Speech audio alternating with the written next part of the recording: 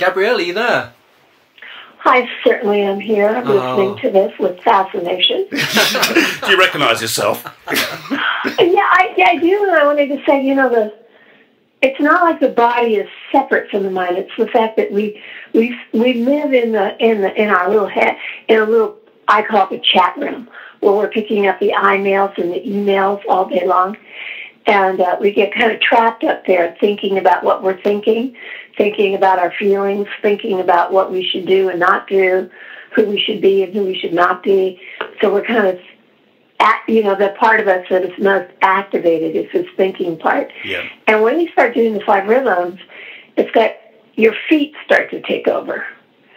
And what happens is that we have access. It's like a key to the kingdom. We have access to the big mind, to the intuitive, instinctive mind that lives in our feet, that lives in our bellies, that lives in our hands and behind our knees. There's a huge mind, the big mind, and the spirit that moves through it, or the grand intelligence. I call it. For me, God is the dance. It's that moving force that has kept us going since the beginning of time, that nobody has explained or figured out. Many philosophies, many religions, but the facts are, you're either breathing or you're dead. It's really simple for me, Yes. Like people who like to test my theory, I just tell them, hold your nose, close your mouth and get back to me. Yes. And so literally the deeper we breathe, the deeper we live, and the harder we dance, the deeper we breathe.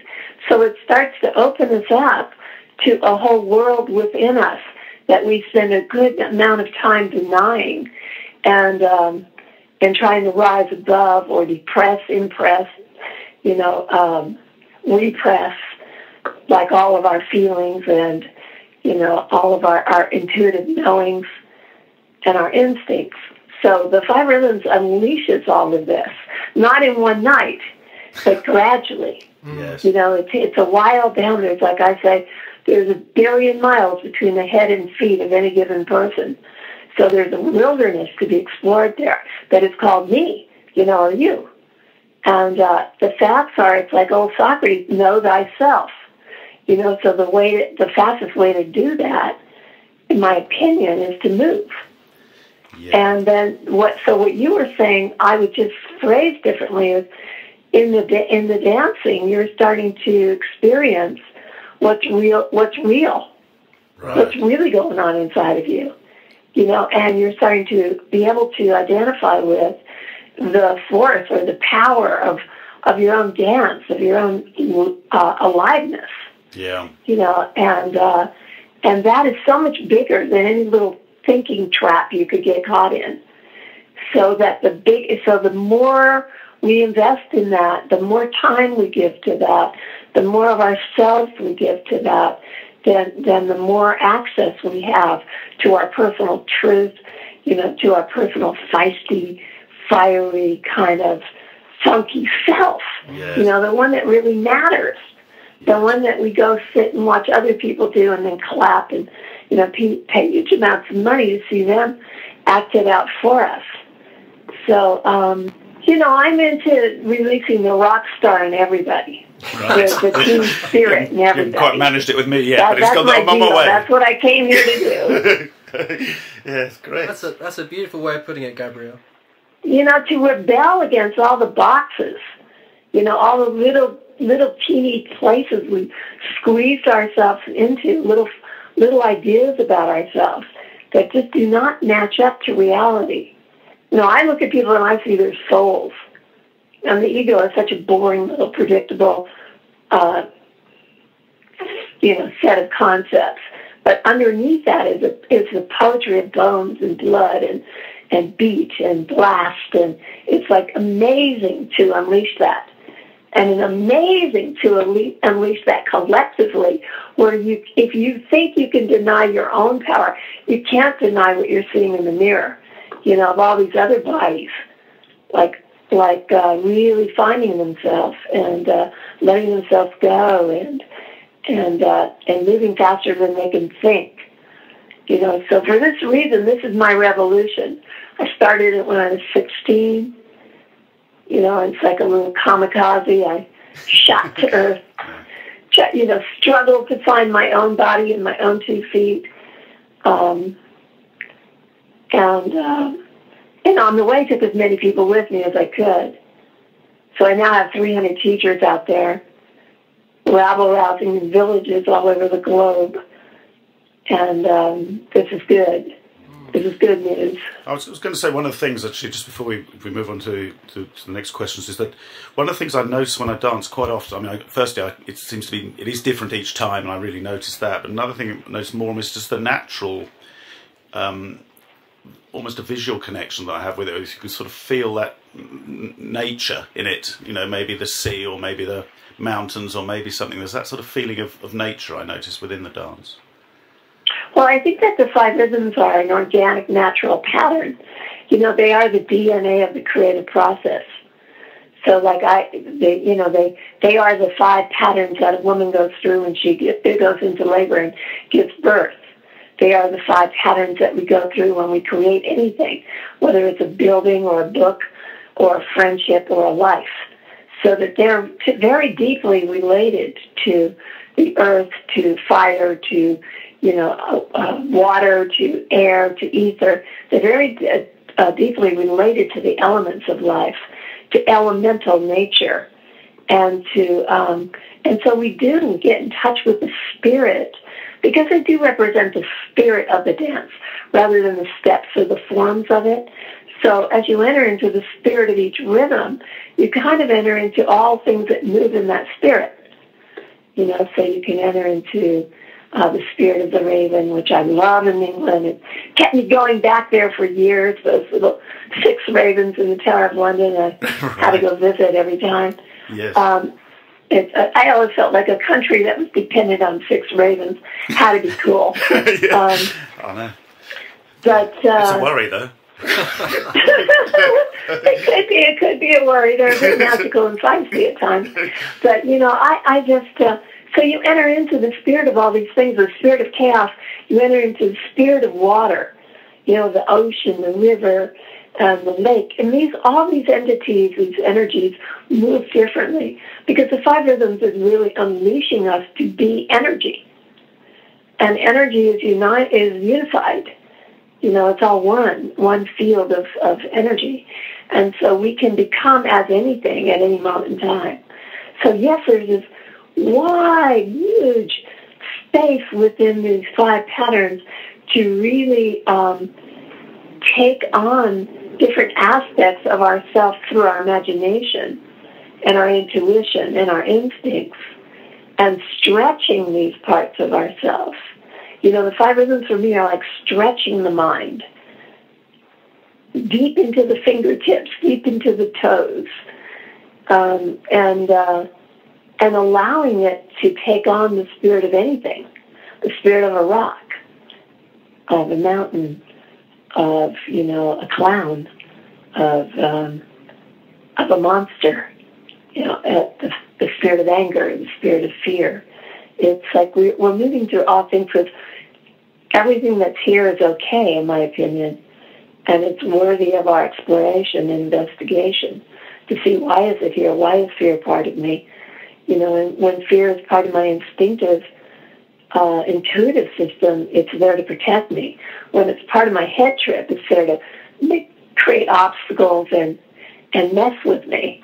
You know, so there's a lot of work to be done to tell the difference between the two. But it comes gradually and naturally and organically in the dance. And this is where this is all about, you say that quote, knowing thyself, the Socrates quote that you said earlier. Do you do other practices other than 5 rhythms in order to know yourself more? Well, you know, I did. I started when I was 16, so I never heard of practices. And, you know, I was like 16, right, kind of off the street, and, you know, putting myself through university, teaching kids and elders and people in psychiatric institutions and on rehab labs, and that's how I put myself through school, was teaching people movement. And it was in that process that I noticed all these organic patterns that kept reoccurring, regardless of if I was teaching a 5-year-old or an 85-year-old. So that, you know, I got very engaged in the patterns of movement. I didn't enter other practices until in my late 20s. I started yoga, and which I did, but it couldn't really. At the time, it wasn't able to really compete with the dance. I mean, I was really at the peak of my dance at that time. You know, in your 20s, you have all this energy, and I was like a peak, the lone raver, you know, just really trancing, really entering into deep, profound, ecstatic trances through the drums and through the dance itself. And it was really hard to find any other practice that was that, you know, fast. I don't know how to explain it. Like Zen, you could sit there and watch your mind.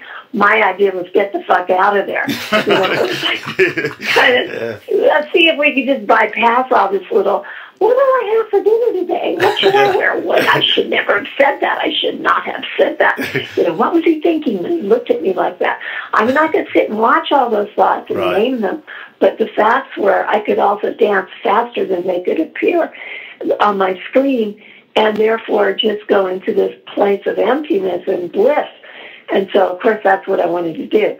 At some point, I realized that the part of me that was the problem, the problem, because in my teens and my 20s, I was a freedom fighter. All I wanted was freedom. So I wouldn't sign contracts, and I wouldn't make commitments. And, you know, I had this, like, weird, twisted idea of what freedom was. And at some point in the game, in my late 20s, I realized that, I wasn't trying to be free from my parents or religions or the society or God or any of these, you know, constructs. I was really trying. It was myself that was in the way. And at that point, I did some deep Sufi work for about 3 years that really helped me to confront my own ego, and that was a really necessary part of my process, because I don't think I could have sustained or even moved through the rest of my life without that self-knowledge, so that I could tell the difference between what I was making up and what was absolutely predictable about myself, how I was reacting to situations as opposed to responding, and the part of me that could just be there and be empty and serve. So that was a very, very important part of my process. That was really the only other practice, because since then I have been completely immersed in the 5 rhythms. I mean, I have to say, and I go in and out of yoga, because I do love yoga. I do yoga now, and I'm just not a committed, grab the mat and go to class 5 day a week yoga. You know, I'm more like sit and watch David Letterman and do my yoga set. But it's you know, at midnight or something. But I do love it, and I do respect it. And I respect meditation practices. I did a lot of, during my Sufi practice, I did a lot of sitting meditation, a lot of silence. Even as a child, as a Catholic child growing up in Catholic schools, I went to silent retreats for 10 days quite often. You know, so I've been exposed to prayer and meditation all my life. It's been part of me. It's just that at some point, dance became both my prayer and my meditation. I was going to say the dance is, the dance in effect, is it? Well, for me it feels, because I do meditation myself, and it feels like a movement meditation to me in many ways. It is a movement meditation, honey, because you're like finding your awareness, you know, to become aware of your head and your shoulder and your elbow and your hand and your spine and your knee and your foot and your calf, and to relate how these relate to each other, and to become aware of your breath and your heartbeat and the fluids moving through your body, and, you know, the intel moving through your body. All of this, you know, everything that we're doing in the 5 rhythms is creating awareness of the inner field, and therefore the outer field, becoming, once we get grounded, rooted and centered in ourselves, we begin to see others. We stop looking at them. And looking at them means comparing ourselves to them or them to someone else or judging them or analyzing them or what they said or what they did. Spending a tremendous amount of time efforting something that's ridiculous. When actually, when we become truly centered in our own inner awareness, we begin to extend that, and we can see the other. We can see what's moving, what's not moving, and really begin to choose to communicate to and inspire and connect to the deepest part of each other, rather than, oh, what's your pain today? Oh, yeah, I had a terrible day. Oh, he said what? Oh, you're kidding. And this whole way that we have of wasting each other's time and energy in the ego, little mind chat room. And instead of going for the poetry or, what's happening, what's real today, what have you seen today that changed your life or hurt you or helped you or, slam dunked you into a new reality or, just somehow going beneath the petty and reaching for the poetry and the prayer in each other. Oh, I'm sure there'll be beautiful. I'm sure there'll be many people listening to this who will be relieved to hear that they don't need to sit and lie down to meditate. They can actually achieve that state of heightened inner awareness by dancing with beautiful people. Well, absolutely, and Neil. And you don't have to think about it. The dancing does it for you. Yeah. All you have to do is get out of the way. You mentioned just in that bit about getting out of the way, which I think nicely leads us on to a book of yours that has influenced you profoundly in your life. Well, I would say that, when I first heard that question, I was really thrown, because I've been reading since I was 4. Yeah. And I'm a kid who lived in the library. Right. Like I literally grew up in books, and picking one was like way beyond my capacity. I fall in love with books, and usually when I'm asked that, I think of the last book I fell in love with, which in this case would have been Shantaram, which is just a great novel, but based on some level of truth. However, when I thought deeper about it, the first book that had a real deep impact on me was the I Ching, in that I threw the I Ching every night for 2 years. And it just, I'd ask a question, and I'd get this really mysterious, elusive answer that made me shift, that helped me to shift into my right brain, into my intuitive self, and really into that metaphorical part of the self.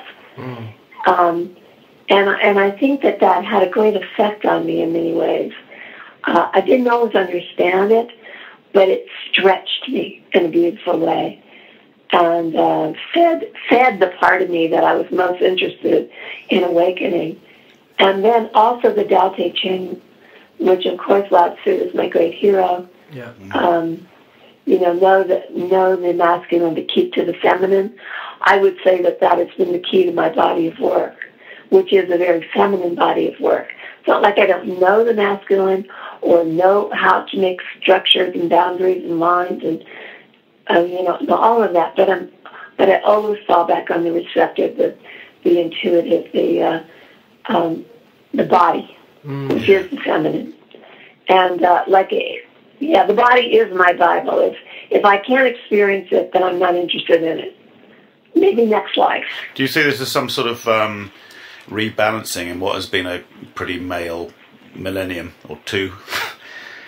A few. Yeah. Yeah, at least a couple millenniums. Yeah. I figured that there was a flowing millennium at some point. The circular, the goddess, the bit. Everybody, the very tribal. in its aspect. And then along came a couple thousand years of staccato, kings and hierarchies and authorities and my land versus your land and my wife versus your wife and, just all the rules and this is what a woman is and this is what a man is and all the constrictions. And what happened was the feminine didn't get integrated into that. In fact, it was separated from that and shoved off in a corner, burned at a stake. Many things happened that decried and defiled the feminine nature of humankind. And so we were lopsided. So we were in this masculine millenniums or two without any ground, without any feet, without a body. And so this kind of spun us out. And it's taken us now, that has shifted, like it started shifting probably in the 50s when the beatniks came along, but it started to shift. And in the 60s, the fragmentation of the family and, the breakdown of all the cultural mores. And, there's been the huge shattering that has been happening since the 60s and the resurgence of feminine energy and a kind of a rebalancing act as we come into the next millennium, which is the millennium of chaos and the millennium of balance, of androgyny, of the integration of the masculine and the feminine. And right now it's a beautiful thing. It's like living in a question mark because nobody really knows what does it mean to be a man or a woman. There's no answer. There's only what does it mean to be real? What does it mean to be a human being? What does it mean to be you? You might be an amazing amalgam of these energies that is completely unique. It doesn't have to follow any rules or prescriptions or fit in any boxes or, that there's much more freedom to be who we are and to find out who that is. So this is a very exciting time. And it's also the millennium of the mind. So you had, I would say the feminine would be the millennium of the body, which then got separated from the millennium of the heart, which is the masculine. Right. And the heart separated from the body, of course, is not beating anywhere. It's beating out of sync with its own reality and its own truth. And now we're in the millennium of the mind, which if it's divorced from the heart, the beating heart in the moving body, then we're, just schizophrenic.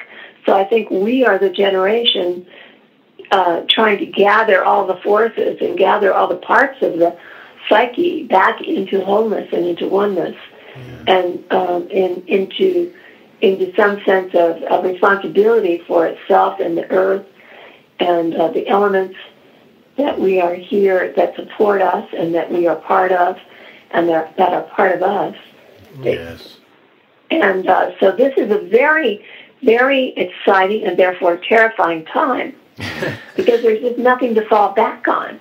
It's like Sam Shepard had a quote like, sometimes you need something to fall back on in a moment of terror. And this would be now. So it's really putting the web is a kind of metaphor for all of this. It's like the mind, is moving at the speed of light. You can connect in 3 seconds with somebody in Japan, or here we are, and at the same time, we're starting to realize that we also need human contact. We need eye to eye. Yes. We need feet on this earth. We need breathing, pulsing bodies. So we're trying to gather all of it together so that we can ground all of this. And so I find this to be the most exciting millennium. And I'd like to now move on to our next question, actually, which is who's the person who's inspired you the most in your life and that perhaps helped fire some of this understanding, the deep understanding you have? Well, I think that Osho would have to claim that title. I never met Osho, and I was not a sannyasins, But I fell in love with Osho at the top of Mount Tam when, in 1970, when 3 sannyasins took me up there and we did this chaotic meditation. And then I sat down and I cried because I couldn't believe that there was a, quote, guru in the world who understood the dance of chaos, which I, of course, had been doing and had full faith in for already at that point 15 years. So it was like being seen but not being seen. It was exactly what I needed in that moment to say, oh, okay, you're on the right track. And then, we had different little communications through, mostly through living bodies, through living people. And I just found him to be, I feel that in some point in time there will be Jesus, Buddha, Muhammad, and Osho, that people will recognize him as a great master, an enlightened being, one who could shape-shift through any philosophy, take the good, elevate it, to its highest level, and leave all the dogma behind and keep moving. And I think that he was in that way the embodiment of freedom from the self. He could use that self to find the truth in anything and to discard all that was phony and unreal and useless, and therefore help thousands upon thousands of people in their process. So he would be my main man, the dude. I'm also fascinated, Gabrielle, that when you answered the questions for us, you also mentioned very cryptically a Spanish gypsy dancer called La Chunga, and I'm sure there must be a story behind this. Oh well, yeah, because I was a dancer, like all the way through my teens and my youth, studying ballet and modern and dance, and always feeling like an elephant with 2 left feet, and always struggling to do all these other people's choreographies. And suddenly I was, when I was around 20, I was in a outdoor bar, I guess it was, like bar, what do you call it, performance space, in Sitges, Spain. And this young, my own age, gypsy dancer called La Chunga came out in her bare feet, and she just stamped out my original sin with her bare feet. I mean, she just took the heart by her hands and just blew it open. I mean, she was passion. She was raging. She was everything. She went through the entire vocabulary of the heart in her body, and it was just wild and wondrous, and I was captivated. I didn't take my eyes. It was mesmerizing. And after that, I realized that was dance. All this control, all this is your left finger over your right finger, all this, this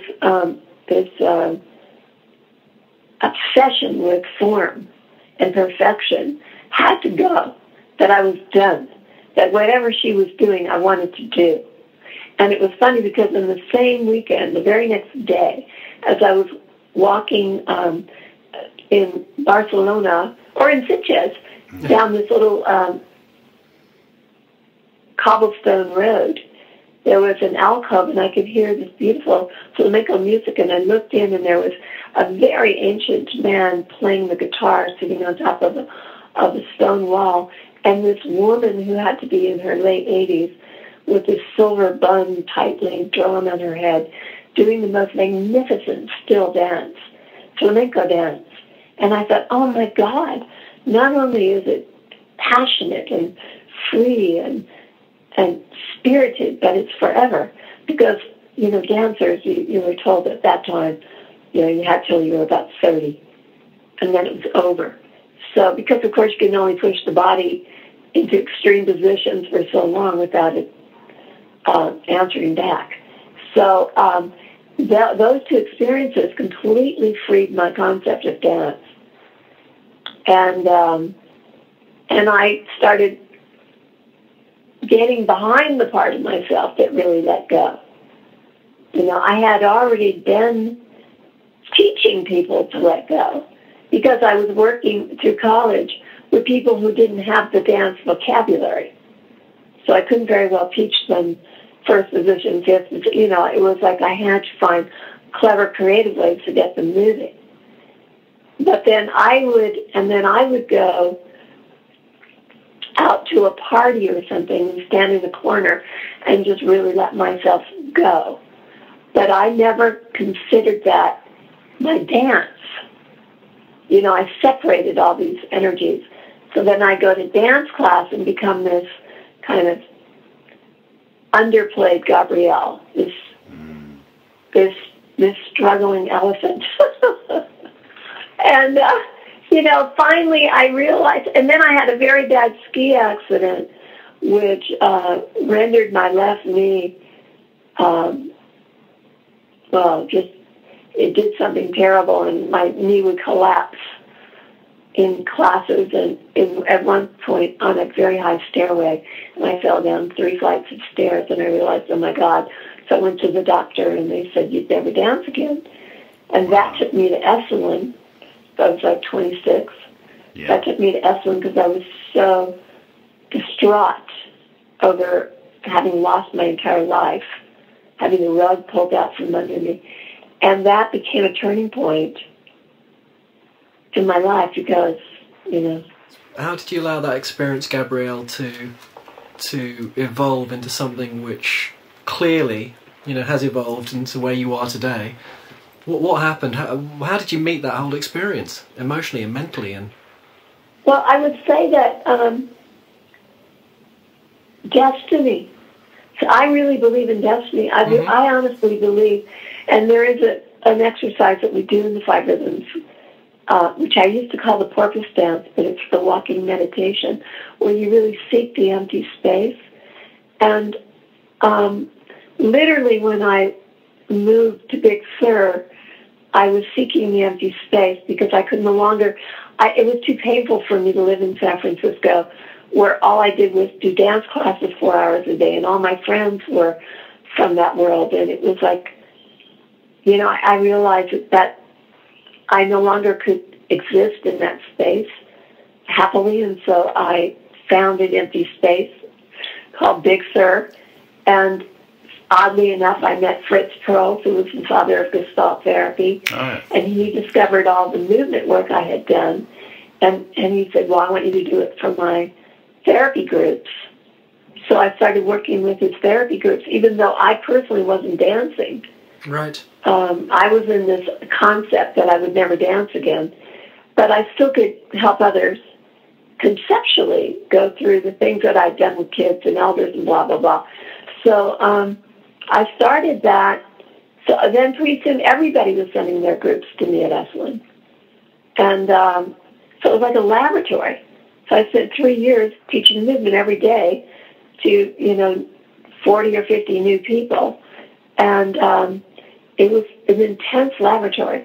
And during that time, after the first 9 months, one night on the deck of Esalen, these drums were playing, and they were just calling to me, and I just got up and started dancing. And I never stopped dancing. And then I realized at some point that what I couldn't do was turn out. What I couldn't do was twist my muscles in ways they weren't meant to go anyway. But what I could do was dance my heart out and my ass off and let myself go and discover a whole new world and a whole new language and take as many people with me as possible, because it was like wherever I was discovering in the dance, I wanted to share. And so all these worlds started to come together. It's like I always say to people, don't worry, like they're doing, it looks like they're doing these disparate things in their 20s, or, you know, and that they don't really have a direction. But actually I'm always saying, you know, don't worry, because at some point it all comes together and makes sense.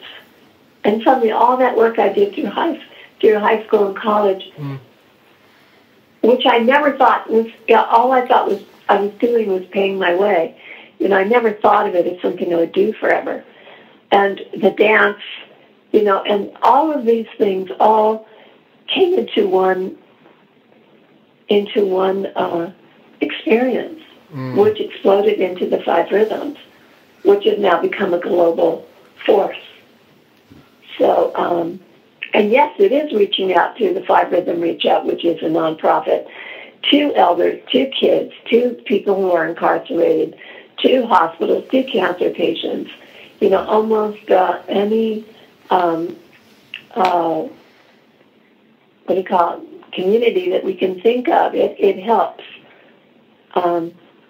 bring community and connection and creativity to it. So this is very exciting to me that we're moving into the public sector as well as, the rarefied group who gets to go to classes and workshops. And it's a beautiful language, really, isn't it? Because it translates into everything. I mean, it's dance doesn't have a sort of boundary to it, does it? You can dance. Well, dance does have boundaries. Dance is an art form. Right. Movement has no boundaries. Okay. And the 5 rhythms are an organic, energetic language so that you can see them. They're a philosophy. They are a perspective, a way to see life. Like, is this a chaotic day or a flowing day? Am I in a still mood? Is this person I'm with, what is their rhythm? How does that move with my rhythm? But you can begin to see it. Like, my husband's very staccato, and I'm very still, slow. And so we move at a very different speed. I could have spent the last 35 years making him wrong for being too fast, eating too fast, moving too fast, being in the future. Or I could just accept, man, he is really he is out there, and while I am moving, at a much different speed. And so it's kind of beautiful, like we meet somewhere in the middle, but we've learned to really accept each other's rhythm.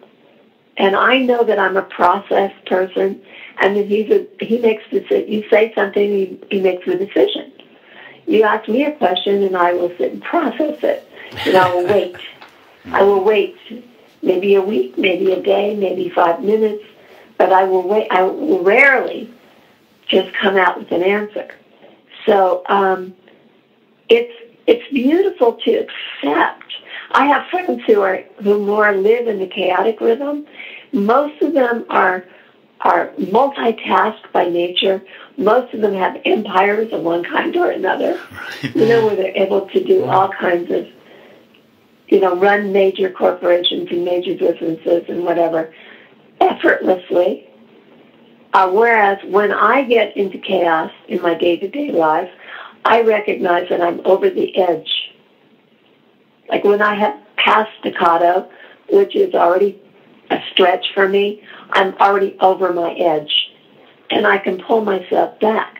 So it becomes a way to see yourself and each other in the world that we live in with generosity, and space for difference, which is a very big thing for me because I think that we're all the same and we're each very different. And the part we have to accept is the sameness, the equality that we have. And the part that we have to do something about is that we're each different. We came here with a purpose. We came here to serve. We came here to love. We came here to be ourselves, to be real, to be vulnerable. And that's our mission.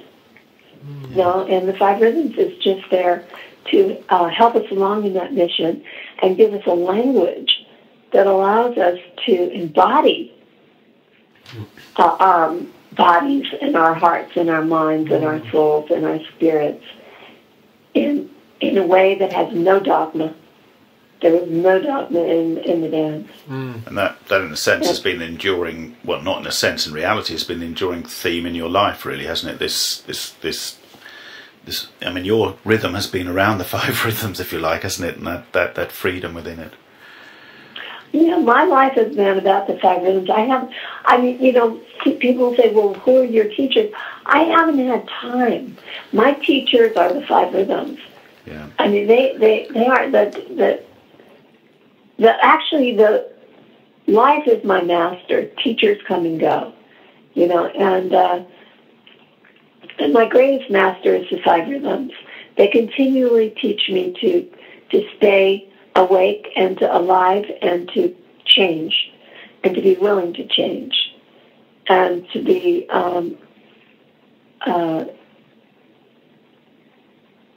alert, you know, to be accepting of change and to just see life as rhythm. You know, life is pattern, is cycle, is vibration. It just takes away all the bullshit, you know, and just gets us down to the nitty-gritty. Like, okay, what? And a piece of advice on that, or maybe your own practice, how often would you say for somebody would it be once a week to do the five rhythms, or would you suggest more, or would it be just simply down to the personal feeling? Oh, no, I say follow your heart. Yeah. You know, I don't think there's any prescription. Some people do a class every day. Some people do one once a month. Some people do it weekly. Some people do it alone, and they're, you know, most people love going to classes or workshops. There's a whole path here. You know, what happened was in the process of freeing the body, then I came up against the heart, and I had to create work that helped us to sort through our emotions without getting rigged down by the story, and to find a very creative and alive way to experience and embody our emotions. So I call that level of the work heartbeat. And then, of course, when you start feeling your anger and your sorrow and your joy and all of that in a pure way, then we start realizing they're connected to feelings, to relationships. And that's when I created the work we call cycles, which is looking at your life as a journey, as a dance, as a movement, with these various teachers, sacred teachers, and taking the blessings and feeling the wounds and moving on, taking responsibility for your own life and your own story, and the body of work that. And of course, when we come to the end of that, I just map my own journey, to be honest. We come to the part where we realize that the real enemy is the ego, and then we have a body of work called mirrors, where we learn to step back, detach, witness our own ridiculous soap opera characters that we trot out moment by moment with their absolute, they grab our hands and our mouth, and they use our ears and our eyes and, you know, relentlessly drive us insane. And we begin to get a grasp on that and make some kind of decision as to which part of us we want to serve and fund and feed. And once we have taken that step and really stepped back, it's a lifelong journey of learning, of learning to step back. It's not something that happens in a weekend or 5 days. And eventually we enter into the silver desert, which is a level of the work that is pure meditation, trance, silence. You know, so it's all, it's a very integrated and balanced body of work.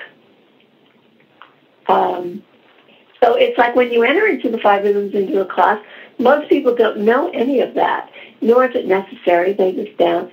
And if it keeps working for them, they find their way to the next step and the next step and the next step. And some people, you know, decide, wow, this is what I want to do with the rest of my life. And then they realize that teaching is their spiritual practice, because in order to stand in front of the room and ignite it, catalyze it, lead it, direct it, and teach something, breakdown process of how to, you know, embody something, you have to constantly confront the part of you getting in the way. Yeah. So although the five rhythms may or may not be a spiritual practice for the dancer, the regular person who's coming to a class, they are always so for the teacher. It is the way it is. It's like that you're there to learn. I don't even like the word teacher-student. It's like we're all kind of friends on this circular path learning to be more real and more approachable and accessible to each other in a way that makes a difference. And learning alongside each other. Yeah, we're learning alongside of each other. That's not to say that somebody's not responsible for what happens in the room, because they are, but that's simply their function. You know, that's their function. And so we don't have, the 5 rhythms is not a guru-driven path. You know, it's not about that. It's really about each person the 5 rhythms are the master here, and each person becomes their own teacher. And the person in the usual position of, quote, teacher is really the catalyst, you know, keeping everything moving. They've been trained to keep everything moving and trained to keep it moving in a positive and energetic direction. And that takes a lot. You know, it takes a lot of training and a lot of discipline and a lot of dancing for your own self. So Gabrielle, imagine you have the 16-year-old Gabrielle sitting in front of you now. What piece of advice would you give her? Oh, to love herself as much as she loved everybody else. Okay. To be a little more inclusive, to take a little better care of herself, yeah. To understand that her body was finite, that it wasn't going to last forever, that she might want to take better care of it, yes. To be more kind to herself. Have you learned that over your life, to be more kind to yourself, to be more... Oh, yeah. Oh, I have learned that. You know. And I mean, I just say in the beginning, I was so terrified of myself, my body. My body was my enemy, you know. It was like, right. I was so terrified of the feelings, my sexuality, my sensuality.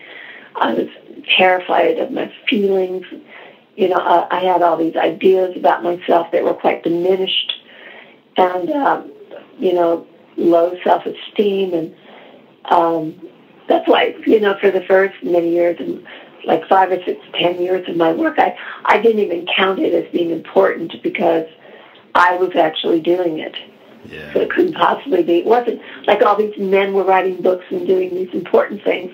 And I, you know, I just couldn't, I couldn't,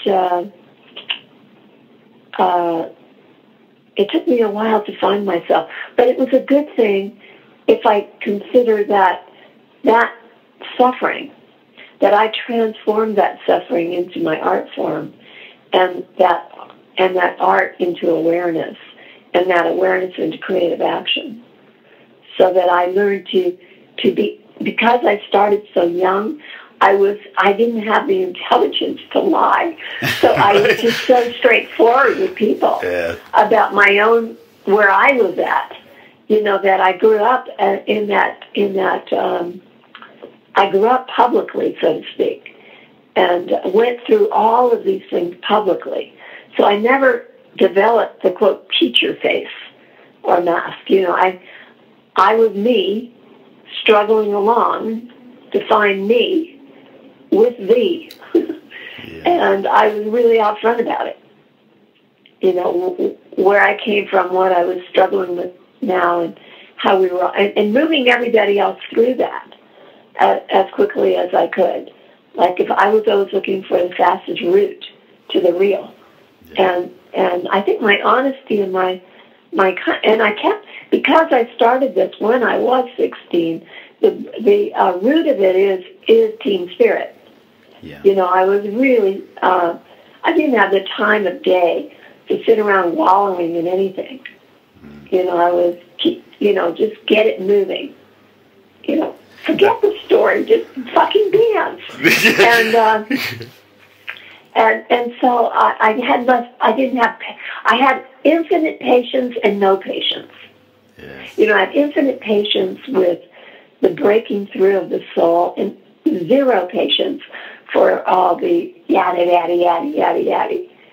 And, you know, that stuck with me all those years.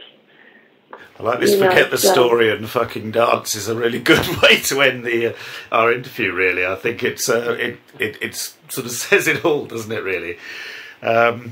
And what we do at the end, as you know, is ask for you to give us a song that means a lot to you. And I know that you have a trouble to come up with one, but I wonder if there's a song that immediately comes to you now when I say that we could play out with.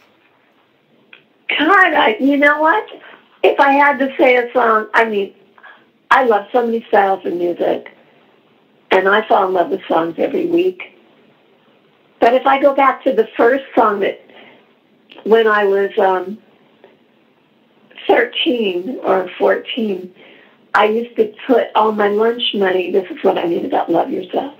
I could have been much kinder and eaten lunch.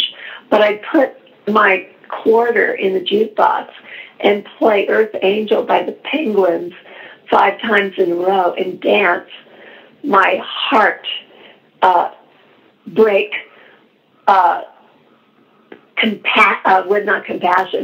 compulsive love for this boy who drove by my fifth period class on his motorcycle every day.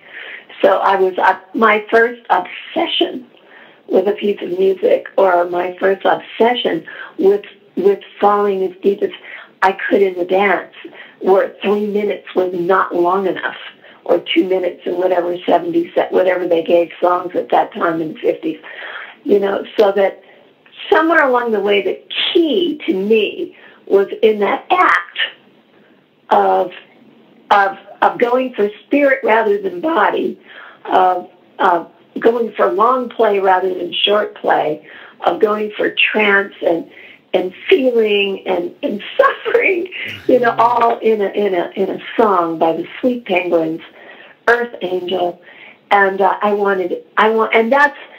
if I think of 2 key words that actually embody what I've been looking for in myself and in everybody else I meet, is an Earth Angel. I thought you were going to say it's Sweet Penguins. I never knew the answer to that question. Thank you so much for asking, because it really threw me, and I said, I don't have, you know, it's impossible. Yes. Well, and, we now have the challenge of trying to find a copy of that, so we're going to have great fun. Yeah. Oh, no, that's not hard. I really want to hear that's it now. That's not hard. Yes. That's not hard. You can get it on iTunes. Fantastic. Oh, great. Wonderful. Okay, well, we shall certainly do that. Gabrielle, it has been an absolute privilege having you on the show today. Thank you so much. Oh, thank you guys. I'm very honored that you invited me, and I've had so much fun in the forest. I'm absolutely drunk on our love.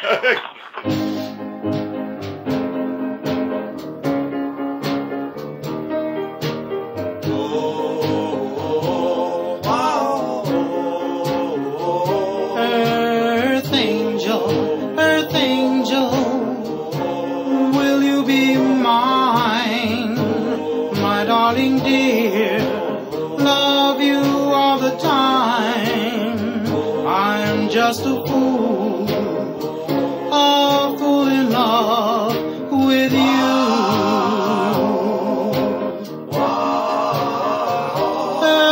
Earth angel, the one I adore. Love you forever and evermore. I'm just a fool in love with you.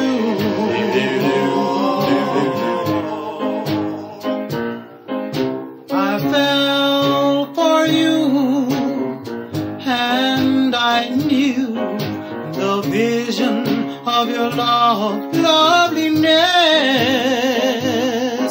I hoped and I prayed that someday I'll be the vision of your happiness. Oh, Earth Angel,